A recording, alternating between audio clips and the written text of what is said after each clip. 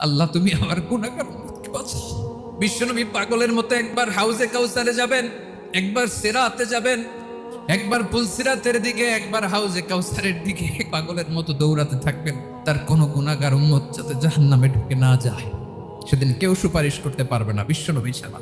কিয়ামতের ময়দানে ওই বিভীষিকাময় সময়ে মুসিবতের কালে মানুষগুলো পাগল হয়ে বিশ্বনবীকে খুঁজতে আরম্ভ করবে। সবাই মিলে বিশ্বনবীর কাছে যে বলবে, ইয়া রাহমাতাল লিল আলামিন, ইয়া খাতামান নবীন, রাহমাতাল লিল আলামিন। দেখেন আমাদের কি অবস্থা, কি কঠিন বিপদে আমরা আছি, দাঁড়াতে পারি না, সূর্যের আলোতে ঘেমে হয়রান। আজকে কেউ সুপারিশ করতে পারবে না। সব নবীরা অপারগতা স্বীকার করেছে, তারা বলেছে আপনি ছাড়া কেউ নাকি আল্লাহর সামনে দাঁড়াতে পারবেন না, আপনি একটু সুপারিশ করেন। বিশ্বনবী বলবেন, আসো আসো, আজকের দিনে আমি ছাড়া আল্লাহর সামনে কেউ দাঁড়াতে পারবে না। বিশ্বনবী মাকামে মাহমুদে যে আল্লাহ